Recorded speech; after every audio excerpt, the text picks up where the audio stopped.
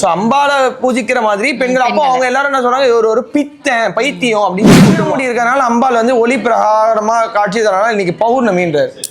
ஐயா நான் இந்த நாட்டுக்கு ராஜா, நான் மறுபடியும் கேக்குறேன், அம்மாவாசை இன்னைக்கு எப்படி பௌர்ணமி? அபிராமி நினைச்சு உக்காந்தேன். நான் சொல்ல அபிராமி தான் சொன்னேன். அப்படி அவன் நிலவு வரும்னு சொன்னான்னா வரட்டும். அப்போ மன்னர் என்ன சொல்றாருன்னா, இவனை வந்து இந்த மாதிரி ஏமாத்துறக்கூடிய ஆட்களை வந்து நெருப்பு மூட்டி எரிக்கணும் அப்படின்ற மாதிரி ஒரு நடக்கிறதுக்கு சாத்தியமே இல்லாத ஒரு விஷயத்த சாத்தியமாக்கி காட்டினால மன்னர் காலில் விழுந்து மன்னிப்பு கேட்கிறாரு. மீதி இருக்கிற அந்த 78 முடிஞ்சு 79வது இதுல தான் இதுவாச்சு இல்லையா, மீதி இருக்கிற பாடல்கள் நீங்க பாடிடுங்கன்னு சொல்லி அந்த 100 பாடல்கள் உள்ள முருக இந்த பாடலை 48 நாள் பக்தி ஸ்ரத்தைய முழுமையா அந்த அபிராமியை நினைச்சு ஒருத்தர் பதிவுகளை நீங்க தொடர்ந்து பார்க்கும் பொழுது நீங்க கேட்காத இல்ல படிக்காத பல விஷயங்களை வந்து ஆன்மீக ரீதியா தெரிஞ்சுக்கிறதுக்கு அதிகமான வாய்ப்புகள் உங்களுக்கு இருக்கும்.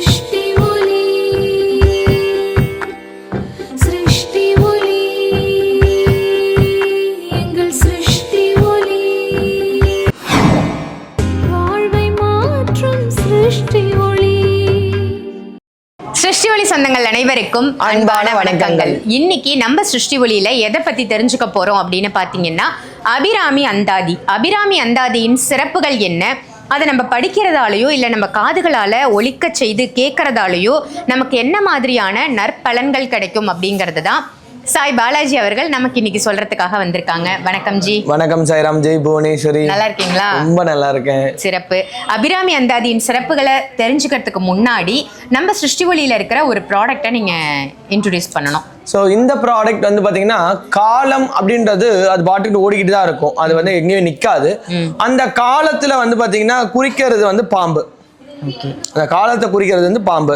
இந்த பாம்புல வந்து பாத்தீங்கன்னா நவகிரகம் சொல்லுவாங்க. அந்த நவகிரகத்துக்குள்ள நம்மளால ஏற்படக்கூடிய நெகட்டிவ் தோஷம், பாசிட்டிவ் நெகட்டிவ் ரெண்டு இருக்கு. ஒரு கிரகம் வந்து நமக்கு நன்மையை பயக்கும், அதே கிரகம் நமக்கு கெடுதலை பயக்கும். ஸோ அந்த கெடுதலை பயக்காம அது நமக்கு நன்மையை பயக்கணுன்றதுக்காக அந்த நாகம் அந்த காலத்தை வந்து கட்டினது. காலத்தை யாராலும் கட்ட முடியாது. அந்த காலங்கள் ஒரு குறிப்பிட்ட காலங்கள் வரைக்கும் நமக்கு நன்மையை நடக்கணும்ன்றதுக்காக அதை கட்டி எந்திரம் போட்டு கீழே அந்த நாகத்துரிய எந்திரம் வச்சிருக்கிறோம். ஸோ ரொம்ப அற்புதமா இருக்கும். ஸோ நம்மளோட வேண்டுதல் நம்மளோட கஷ்டங்கள் விலகிற வரைக்கும் இதை வச்சு பூஜை பண்ணிட்டு விலகினதுக்கு அப்புறம் இதை எடுத்து போய் கடல்ல போட்டுரும். ஓகே, நம்ம என்ன வேண்டுதலுக்காக வைக்கிறோம்? எக்ஸாம்பிள், ஒரு திருமண தடை இதுவா இருக்கு, இல்ல ஒரு பிசினஸ் இதுவா இல்ல, இல்ல பசங்க சரியா படிக்கலாம், அப்போ அவங்களுக்காக வேண்டி வச்சிடணும். வச்சுட்டு அவங்களுக்காக ஒவ்வொரு நாளும் மஞ்சத்தூளால் அர்ச்சனை பண்ணணும். அர்ச்சனை பண்றதை எடுக்கலாம் வேண்டாம், அர்ச்சனை மட்டும் பண்ணிட்டு தூப தீபம் காட்டி இதுல இருக்கிறத மட்டும் அவங்களுக்கு நெத்தியில இட்டு விட்டா போதும். சோ இந்த மாதிரி பண்ணிக்கிட்டே வரணும். அவங்களோட வேண்டுதல் முடிஞ்சதுக்கு அப்புறம் கொண்டு போய் அந்த மஞ்சத்தூளோட கடல்ல போட்டுரும். இதனுடைய விலை எவ்வளவு? இதோட விலை வந்து பாத்தீங்கன்னா 500 ரூபாய் வரும்க்கா. சோ 500 ரூபாய் பட்ஜெட்ல நம்மளோட காலத்துல காணக்கூடிய கஷ்டங்கள், அதாவது கிரக ரீதியா வரக்கூடிய கஷ்டம், நமக்கு வந்து முடியாது அப்படின்னு வரக்கூடிய ஒரு விஷயத்த வந்து கட்டுல கொண்டு வந்து அது சர்பத்தின் மூலியமா சரி பண்றது. ஏன்னா பாம்பு வந்து பாத்தீங்கன்னா சுருண்டு பத்து இருக்கும், ஒரு வைப்ரேஷன் வந்துச்சுன்னா அது டக்குன்னு எழுந்து சீரும். அந்த மாதிரி நமக்குரிய காலம் வர வரைக்கும் அது பொறுமையா காக்க வைக்கும். அது சீரத்துக்குள்ளேயே கடல் எதுவுமே போட்டுருணும். ஏன்னா ஒருத்தவங்க ஒரு குறிப்பிட்ட காலம் தான் அடக்கி வைக்க முடியும், அதுக்கு மேல அடக்க முடியாது. அதனால பாம்பின் வடிவில் நமக்கு வரக்கூடிய நவகிரகங்கள்ல வரக்கூடிய நெகட்டிவ் வைப்ஸை கட்டி வச்சுட்டு நம்ம காரியத்தை முடிச்ச நிமிஷம் கொண்டு போய் கடலை போடணும் அந்த மஞ்சத்தூளோட. ஓகே, சூப்பர், ரொம்ப அருமையா. அதாவது சர்பத்தால ஏற்படக்கூடிய தோஷங்கள் இல்ல நவகிரகத்தால ஏற்படக்கூடிய தோஷங்கள் உங்க ஜாதகத்துல இருக்கு அப்படின்னா எளிமையா 500 ரூபாய் மதிப்புள்ள இந்த கட்டு எந்திரத்தை, சர்ப கட்டு எந்திரம், இது பின்னாடி எந்திரம் இருக்கும். சர்பத்தை வந்து இங்க மந்திரம் சொல்லி மந்திர உரு கொடுத்து கட்டியிருக்காங்க. இதை வாங்கி நீங்க உங்க இல்லங்கள்ல பயன்படுத்தும் பொழுது, பூஜித்து வரும்பொழுது உங்களுக்கு இருக்கக்கூடிய கிரக தோஷங்கள் நீங்கி நல்லது மட்டுமே நடக்கும். இதனுடைய விலை வந்து 500 ரூபாய். 500 ரூபாய் மதிப்புள்ள இந்த சர்ப கட்டு எந்திரம் யாருக்கெல்லாம் வேணுமோ வீடியோல தெரியுற நம்பருக்கு கால் பண்ணி ஆர்டர் பண்ணி வாங்கிக்கோங்க. இப்போ நம்ம வந்து அபிராமி அந்தாதி பற்றி தெரிஞ்சுப்போம். ஸோ அபிராமி அந்தாதி பற்றி தெரிஞ்சுக்கிறதுக்கு முன்னாடி குரு வணக்கம் தான்க்கா. எதனாலனா குரு வழியில தான் எனக்கு இந்த விஷயங்கள் தெரிஞ்சிச்சு. ஸோ அதனால குருவுக்கு நன்றி சொல்லிட்டு ஆரம்பிக்கலாம். என்னை ஈண்டெடுத்த தாயாகவும் உலக மக்களால் தெய்வ வாக்கு சிதர் காளி மாதாஜி சொல்லுவாங்க, அவங்களோட பொற்பாதங்களை வணங்கி சண்டிகின் சக்கரவர்த்தி புதுக்கோட்டை புவனேஸ்வரி பீடத்தோட பீடாதிபதி குரு ஸ்ரீ பிரணவானந்த அவதூத சுவாமிகள் அவரோட பொற்பாதங்களை வணங்கி தத்தகிரியானந்தா பொட்டு சுவாமிகள் சொல்லுவாங்க, இந்த பிரித்யங்கரா தேவியை உபாசனம் பண்ணக்கூடிய அவரோட பொற்பாதங்களை வணங்கி இதர குருமார்களோட ஆசீர்வாதத்தோட இருந்தாலும் என்னுள் இருந்து என் நாவல பேசக்கூடிய அந்த காளி தேவி அனுகிரகத்தினால மணி மந்திர ஔஷதம் சொல்லக்கூடிய 3 விஷயங்களை வச்சுதான் வந்து பாத்தீங்கன்னா நம்ம சிருஷ்டி ஒளின்ற ஒரு ஆன்மீக ஸ்தாபனத்தை உருவாக்கியிருக்கோம்.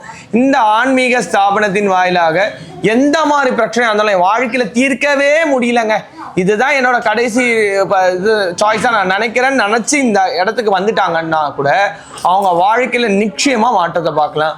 நீங்க கேட்ட கேள்வியும் அதுல அடங்கி இருக்கிறதுனால நான் தைரியமா சொல்றேன்.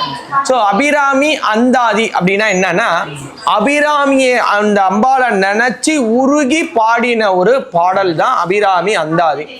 இப்போ நடுவில் கூட அது ஒரு விவேக் வச்சு ஒரு கிண்டலா ஒரு பாட்டு கூட வந்திருக்கும். ஸோ இது என்னன்னு கேட்டீங்கன்னா, அபிராமி பட்டர் அப்படின்னு ஒருத்தர் இருந்தார் அந்த காலத்துல. அந்த அபிராமி பட்டரோட வேலை என்னன்னா, ஒவ்வொரு நாளும் அந்த அபிராமி கோவிலுக்கு போய் பஞ்சாங்கம் படிக்கிறது. காலையில போய் அந்த கோவில்ல பஞ்சாங்கம் படிச்சுட்டு அந்த அம்பாள் முன்னாடி கண்ணை மூடி தியானத்துல உட்காந்துருவார். இதுதான் அவரோட வேலை.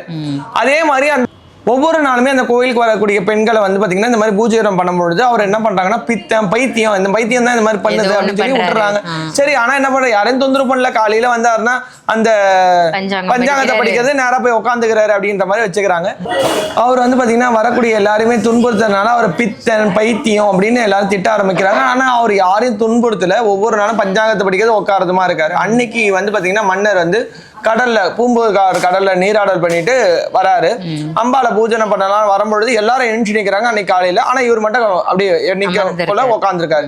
இவர் யாருன்னு கேட்காரு. ஐயா, இவர் ஒரு நாளும் அந்த பஞ்சாங்கத்தை படிப்பார், அம்பால நினைச்சு தியானத்துல உட்காரு. மீதி எல்லாரும் சொன்னாங்க ஒரு பைத்தியம் பித்தன், பெண்களை பார்த்தா பூ பத்திக்கு போடுவான், இதெல்லாம் பண்ணுவாங்க அப்படின்னு. இல்ல அப்படிலாம் பேசக்கூடாது, அவர் வந்து பஞ்சாங்கத்தை படிக்கிறதுனால அவரை பத்தி கேட்போம் அப்படின்னு சொல்லிட்டு கிட்ட போயிட்டு, ஐயா இன்னைக்கு என்ன திதி அப்படின்னு கேட்கிறேன்.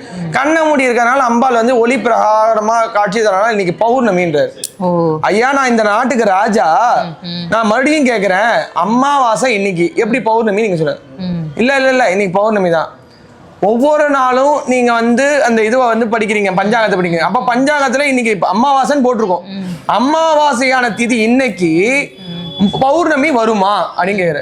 வரும் போடான்றது. மன்னருக்கு கோபம் வந்துருது.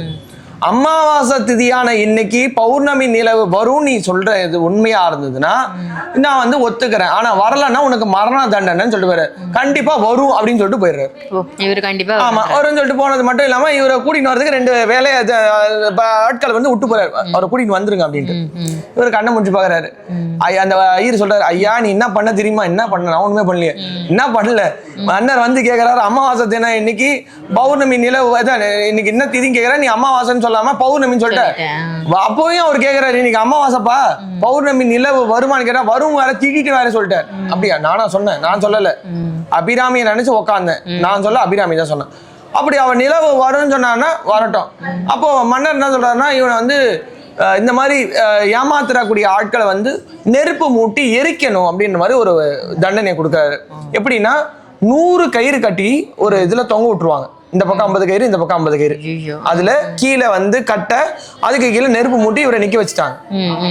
மன்னர் சொல்றாரு, இப்பயே நான் கேட்கிறேன், அமாவாசை திதியான இன்னைக்கு பௌர்ணமி நிலவு வருமா அப்படிங்கிற. மன்னா நான் சொன்னாதான் பை பண்ணும். நான் சொல்லவே இல்லை. கண்ணை மூடி அவளை நினைச்சு உட்காந்து அவ தான் சொன்னான். நான் அவ சொன்னதை தான் நான் சொன்னேன். இப்பயும் அவ வருவா, நிலவு வரும் அப்படின்னு அவர் சொல்றாரு. ஒவ்வொரு பாட்டா பாடுறாங்க, ஒவ்வொரு கையில அறுத்தினே வராங்க.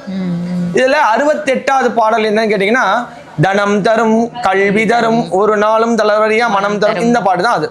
இந்த மாதிரி 78வது பாடல் வரும்பொழுது, அதான் ஆண்களுக்கு நீண்ட ஆயுள் அப்படின்னு ஒண்ணு இருக்கு. அந்த பாடல் பாடும் பொழுது என்ன ஆகுதுன்னா, அம்பாள் காட்சி தரா, தன்னோட காதுல இருக்கிற கம்பல எடுத்து நிலவுல வானத்துல போடும்போது அது நிலவா ஜொலிக்குது. ஆனால்தான் வருஷத்துல ஒரு வாட்டி வந்து பாத்தீங்கன்னா 2 பௌர்ணமி வரும். வருஷத்துல ஒரே வாட்டி 2 பௌர்ணமி. அதாவது நடக்கிறதுக்கு சாத்தியமே இல்லாத ஒரு விஷயத்த சாத்தியமாக்கி காட்டினால மன்னர் காலில் விழுந்து மன்னிப்பு கேட்கிறாரு.